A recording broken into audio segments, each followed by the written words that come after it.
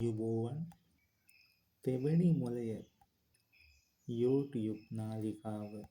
මෙම වැඩසටහන අනුපිළිවෙලකට අනුවම ඉදිරිපත් කිරීමෙන් අලුතින් නරඹන ඔබට පළමු වැඩසටහනේ සිටම නැරඹීමෙන් මේ පිළිබඳ නිවැරදි අවබෝධයක් ලබා ගැනීමට හැකි වේ. මෙය මාගේ 13 වන වැඩසටහන. 12 වන වැඩසටහනෙන් මා පළමු වැඩසටහනේ සිට 11 වන වැඩසටහන දක්වා කෙටි විග්‍රහයක් සිදු කළා. මෙම වැඩසටහනෙන් මා විශ්වයේ තරංගයක් බවට පරිවර්තනය වූ තෙවැනි මොලය නැවත ඉපදීමට ලක්වන ආකාරය විග්‍රහ කිරීම සිදුවේ. පෙර වැඩසටහනේ සඳහන් කළ ආකාරයට පුද්ගලයෙකු සහ කාන්තාවක් එකතු වීමෙන් දරුවෙකු ඉපදීමේ ක්‍රියාවලිය ආරම්භ වීමක් සිදු නොවන අතර පුද්ගලයෙකු සහ කාන්තාවක් එකතු වීමෙන් එම කාන්තාවගේ ගර්භාෂය විශ්වයේ තරංගයක් ලෙස ක්‍රියා කරන තෙවැනි මොලයන් එහි තැන්පත් වී ශක්තියක් බවට පරිවර්තනය වීමට හෙවත් ජීවයක් බවට පත්වීමට අවශ්‍ය මට්ටමට පරිවර්තනය වීම පමණක් සිදුවේ. විශ්වයේ තරංගයක් ලෙස ක්‍රියා කරන තෙවැනි මොලය නැවත ශක්තියක් බවට හෙවත් ජීවයක් බවට පරිවර්තනය කිරීමට අවශ්‍ය මට්ටමට ගර්භාෂය පරිවර්තනය කිරීමට එම කාන්තාවට පමණක් සිදු කළ නොහැකි අතර එම ක්‍රියාවලියට පුද්ගලයෙකුගේ ඉන්ද්‍රියයන් හෙවත් ශුක්‍රාණු අත්‍යවශ්‍ය වේ. පුද්ගලයෙකු සහ කාන්තාවක් එකතු වීමෙන් කාන්තාවකගේ ගර්භාෂයට ඇතුළු වන ශුක්‍රාණු ක්‍රියා කරන ආකාරයට අදාළ දත්ත එම පුද්ගලයාගේ තෙවැනි මොලයේ පමණක් ගබඩා වීමෙන් එම ශුක්‍රාණු ගර්භාෂය පරිවර්තනය කිරීමට අවශ්‍ය ආකාරයට ක්‍රියා කරවීමට මෙහෙයවීමට අදාළ දත්ත ලබා ගැනීමට එම කාන්තාවගේ තෙවැනි මොලයේ මතක ගබඩාව සහ එම පුද්ගලයාගේ තෙවැනි මොලයේ මතක ගබඩාව තරංග මගින් ඍජු සබඳතා හටගනිමින් ලබා ගන්නා දත්ත වලින් එයට අදාළ දත්ත හෙවත් ගර්භාෂය පරිවර්තනය කිරීමට ශුක්‍රාණු මෙහෙයවීමට ක්‍රියා කිරීමට අදාළ දත්ත උපයෝගී කරමින් එම කාන්තාවගේ ගර්භාෂය විශ්වයේ තරංග ලෙස ක්‍රියා කරන තෙවැනි මොලයන් ශක්තියක් බවට පරිවර්තනය කිරීමට හෙවත් ජීවයක් බවට පත් කිරීමට අවශ්‍ය මට්ටමට ගර්භාෂය පරිවර්තනය කිරීම සිදුවේ. කාන්තාවකගේ ඩිම්බයක් සහ පුද්ගලයෙකුගේ ශුක්‍රාණු මගින් කාන්තාවකගේ ගර්භාෂයේ සිදුවන පරිවර්තනයට අදාළ දත්ත එනම් විශ්වයට එකතු වූ තෙවැනි මොලය ගර්භාෂය තුළදී ශක්තියක් බවට පත් කිරීමට සුදුසු මට්ටමට ගර්භාෂය පරිවර්තනය වීම පිළිබඳ දත්ත තෙවැනි මොලයේ මතක ගබඩාවට අඛණ්ඩව ඇතුළු වීම මගින් ගර්භාෂය එම ක්‍රියාවට ක්ෂය කළ ශක්තියට සාපේක්ෂව එම දත්තවලට අඛණ්ඩව තෙවැනි මොලයෙන් යොදවන ශක්තිය උපයෝගී කරමින් හෝ තෙවැනි මොලයේ ශක්ති ගබඩාවේ ගබඩා වූ ශක්තිය උපයෝගී කරමින් එම දත්ත පෙබල වී ශක්තියත් සමග තරංග ලෙස එම දත්ත විශ්වයට නිකුත් වීම සිදුවන අතර ශක්තියත් සමග තරංග ලෙස විශ්වයට එකතු වූ එම දත්තවල ගබඩා වූ ශක්තිය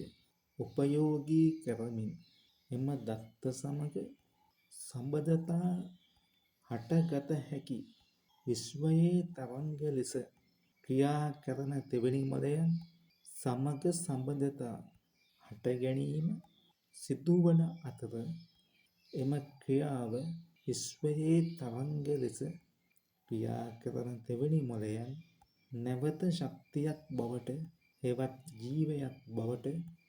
පරිවර්තනය වීමේ ක්‍රියාවලියේ පළමු ක්‍රියාව බවට පත්වේ. ශක්ති ගබඩාවක්, මතක ගබඩාවක්, තරංග නිකුත් කරන මධ්‍යස්ථානයක් ලෙස ක්‍රියා කරන තෙවැනි මොළය පුද්ගලයෙකු මිය යෑමත් සමග විශ්වයට එකතු වීමේදී පුද්ගලයින්ගේ ක්‍රියාකාරකම් වලට ක්‍රියාවලි වලට විශ්වයේ ක්‍රියාවලි වලට භාජනය වීමෙන් එහි ගබඩා වූ ශක්තිය 100% ක්ෂය වීමෙන් පසු එහි ක්‍රියාකාරකම් ක්‍රියාවලි 100% අඩපණ වන අතර තෙවැනි මොළය ශක්තියක් බවට පරිවර්තනය වීමට විශ්වය තුලදී කිසිදු ආකාරයකට කිසිදු ක්‍රමවේදයකට නොහැකි වීමෙන් නැවත ජීවයක් හෙවත් ඉපදීමට ලක්වීම මගින් පමණක් තෙවැනි මොළය ශක්තියක් බවට පරිවර්තනය වීම සිදුවන අතර ශක්තියක් බවට තෙවැනි මොළය පරිවර්තනය වීම මගින් 100% අඩපණ වූ තෙවැනි මොළයේ ක්‍රියාකාරීත්වය නැවත ක්‍රමානුකූලව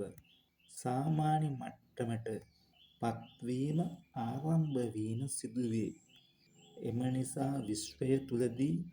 තරංගයක් බවට පරිවර්තනය වූ තෙවැනි මොළය නැවත ජීවයක් බවට පරිවර්තනය වීමට හෙවත් නැවත ඉපදීමකට ලක්වීමට ප්‍රබල උත්සාහයක් ගනු ලබන අතර විශ්වයට එකතු වූ තෙවැනි මොළය නැවත ශක්තියක් බවට පරිවර්තනය වීමට පරිවර්තනය වූ ගර්භාෂයකට අදාළව විශ්වයට තරංග ලෙස නිකුත් වන දත්ත සමග සම්බන්ධතා ආරම්භ කිරීමට විශ්වයේ තරංග ලෙස ක්‍රියා කරන තෙවැනි මොළයන් ප්‍රබල උත්සාහයක නියැලීම සිදුවේ. විශ්වයේ තරංග ලෙස ක්‍රියා කරන තෙවැනි මොළයන් එලෙස හටගනු ලබන සම්බන්ධතා ප්‍රබල වීමත් සමග එම කාන්තාවගේ තෙවැනි මොළයෙන් එම කාන්තාවගේ තෙවැනි මොළයට සම්බන්ධතා ප්‍රබල කරගත් විශ්වයේ තරංග ලෙස ක්‍රියා කරන තෙවැනි මොළයන් ඇද ගැනීම සිදුවේ. මෙම ක්‍රියාවලියට නිදසුනක් වශයෙන් රූපවාහිනියේ ඇන්ටනාව මගින් රූපවාහිනියේ සේවයකට තරංග ඇද ගැනීම හැඳින්විය හැකිය. එහිදී එම සේවයට අදාළ තරංග පමණක් ඇද ගැනීම සිදුවන අතර මෙම අවස්ථාවේදීද සම්බන්ධතා ප්‍රබල කරගත් තෙවැනි මොළයන් පමණක් එම කාන්තාවගේ තෙවැනි මොළයට ඇද ගැනීම සිදුවේ. එලෙස කාන්තාවගේ තෙවැනි මොළයට ඇතුළු වූ විශ්වයට එකතු වූ තෙවැනි මොළයන් ගර්භාෂයට කෙළින්ම ඇතුළු වීමට නොහැකි අතර ක්‍රියාවලි කිහිපයකට භාජනය වීමෙන් පසු එම තෙවැනි මොළයන් එම කාන්තාවගේ ගර්භාෂයට ඇතුළු වීම සිදුවේ. එම කාන්තාවගේ තෙවැනි මොළයට ඇතුළු වූ තෙවැනි මොළය පළමුව එම තෙවැනි මොළයන්ගේ මතක ගබඩාවේ පළමු ආත්මයේ සිට තරංගයක් බවට පරිවර්තනය වූ ආත්මය දක්වා තදින්ම ගබඩා වූ මතකයක් ලෙස ප්‍රබල ලෙස ගබඩා වූ මතකයක් ලෙස ගබඩා වූ දත්ත සහ මතකයන් එම කාන්තාවගේ පළමු ආත්මයේ සිට එම ආත්මයේ එම අවස්ථාව දක්වා තෙවැනි මොළයේ මතක ගබඩාවේ තදින්ම ගබඩා වූ මතකයක් ලෙස ප්‍රබල ලෙස ගබඩා වූ මතකයක් ලෙස ගබඩා වූ දත්ත සහ මතකයන් සමග සබඳතා හට ගැනීම සිදුවන අතර එම කාන්තාවගේ තෙවැනි මොළයට ඇතුළු වූ විශ්වයට එකතු වූ තෙවැනි මොළයන්ගෙන් එම කාන්තාවගේ තෙවැනි මොළයේ මතක ගබඩාවේ එලෙස ගබඩා වූ දත්ත සහ මතකයන් සමග සබඳතා හට ගැනීමට නොහැකි තෙවැනි මොළයන් ප්‍රථමයෙන් එම කාන්තාවගේ තෙවැනි මොළයෙන් නැවත විශ්වයට නිකුත් කිරීම සිදුවන අතර එම සබඳතා ප්‍රබල කර ගැනීමට නොහැකි වන තෙවැනි මොළයන් ඊළඟට එම කාන්තාවගේ තෙවැනි මොළයෙන් විශ්වයට නිකුත් කිරීම සිදුවේ. ඍජු සබඳතා ප්‍රබල කරගත් එම කාන්තාවගේ තෙවැනි මොළයේ ගබඩා වී තැන්පත් වී